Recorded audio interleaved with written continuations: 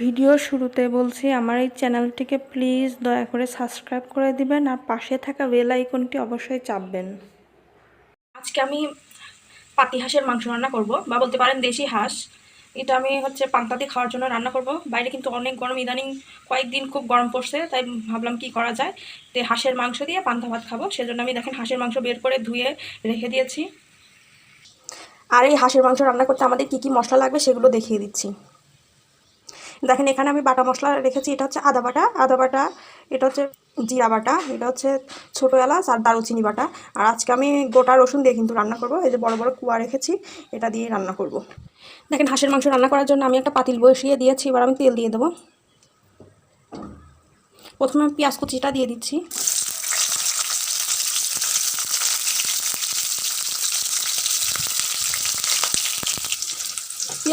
পেঁয়াজটা আমি নেড়ে চেড়ে ভেজে নিয়েছি। এবার আমি তেজপাতা দিয়ে দিচ্ছি, 2 টুকরা তেজপাতা দিয়ে দিলাম। আমি 3টা শুকনো মরিচ দিয়ে দেবো।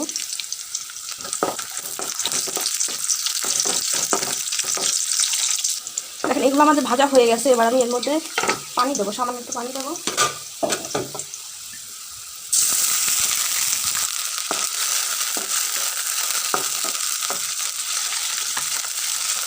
এবার আমি বাটা মশলা এখানে দিয়ে দেবো।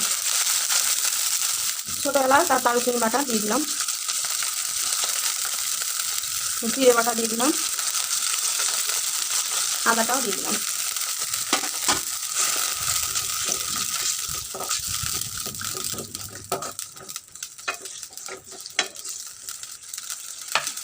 মশলাটা আমি কষিয়ে নিয়েছি। এবার হলুদের গুঁড়াটা দিয়ে দিচ্ছি, মরিচের গুঁড়াটাও দিয়ে দিচ্ছি।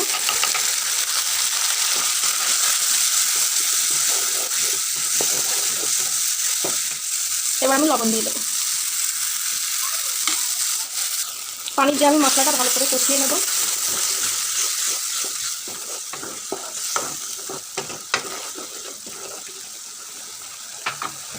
ঢাকনা দিয়ে দিচ্ছি। এবার ঢাকনা খুলে একটু মশলাটা নেড়ে নেব।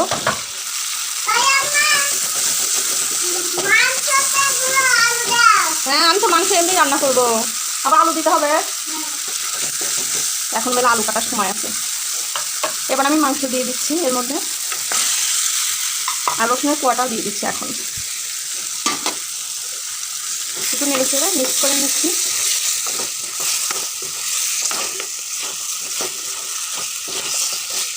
আমার ছেলে আবার আলু ছাড়া বোঝে না, এখন আবার আলু দিতে হবে এর মধ্যে।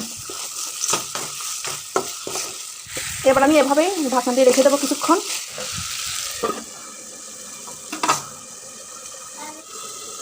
একটা আলু আমি ছিলে নিচ্ছি।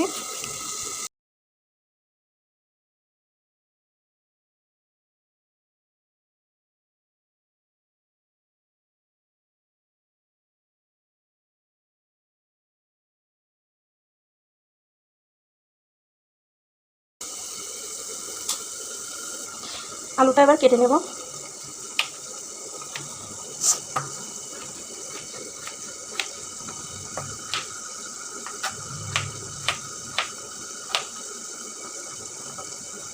হয়ে গেছে ধুয়ে, এবার আমি মাংসের সঙ্গে মিক্স করে দেবো। এবার ঢাকনা খুলে দেখবো কী অবস্থা। একটু নেড়ে চেড়ে নেবো। দেখেন পানি কিন্তু দেই নাই, মাংসের ভিতরে যে পানিটা ছিল সেটা বের হয়েছে। এবার আমি এর মধ্যে আলুটাও দিয়ে দেবো।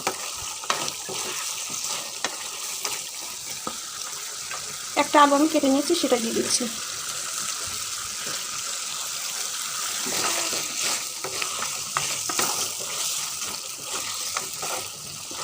এবার আমি ঢাকনা দিয়ে রেখে দেবো।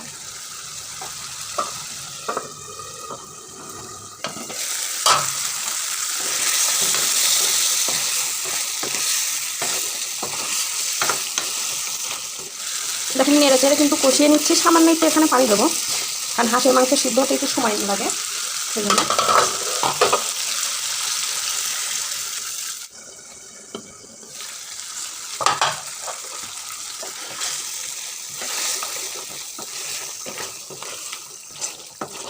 এবার আমি পানি দিয়ে দেবো। অনেকক্ষণ আমি কষিয়ে নিয়েছি, এবার পানি দিয়ে দিচ্ছি।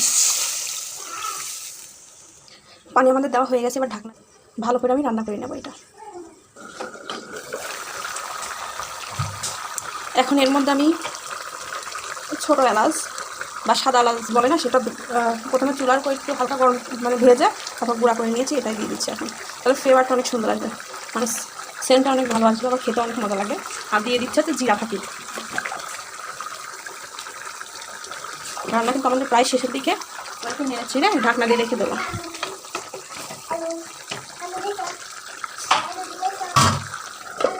হ্যাঁ দিয়েছি। দেখেন চুলাটা আমি বন্ধ করে দিয়েছি, রান্না আমাদের হয়ে গেছে। দেখেন অনেক সুন্দর হয়েছে, কিন্তু যা মজা হয়েছে না বলে বোঝাতে পারবো না। দেখেন, আশা করি আপনাদের এই ভিডিওটি অনেক ভালো লাগবে। ভালো লাগলে অবশ্যই আমার এই চ্যানেলটিকে সাবস্ক্রাইব করে দিবেন, আর রান্নাটি বেশি বেশি করে শেয়ার করে দিবেন, আর অবশ্যই কমেন্ট করবেন।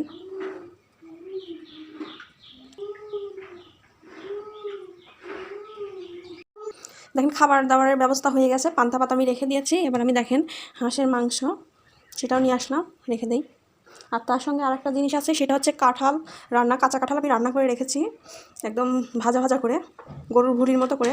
সেটা আমি পান্তার সঙ্গে খাবো।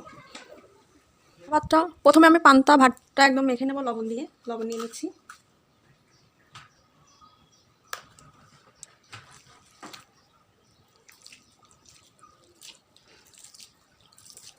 এটা কিন্তু আমি রাত্রে পানি দিয়ে রেখে দিয়েছিলাম। প্রথমে আমি কিন্তু হাঁসের মাংস দিয়ে ট্রাই করবো। আমার কিন্তু হাঁসের গিলা অনেক পছন্দ, তাই গিলাটাই নিয়ে নিলাম।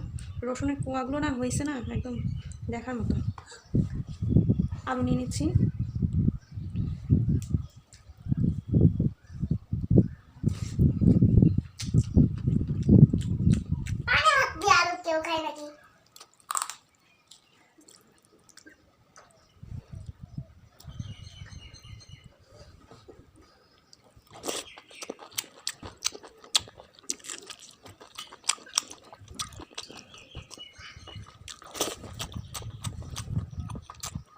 এবার আমি কাঁঠাল দিয়ে একটু ট্রাই করবো।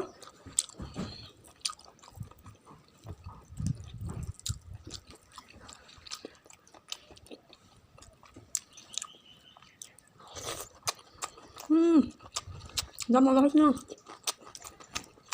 পানি ভাত দিয়ে কেউ আলু খায় না, পানি ভাত দিয়ে কেউ আলু খায় না, ঝোল ভাত দিয়ে কেউ আলু খায়। ঝোল ভাত আনো, আমি খাই ঝোল ভাত।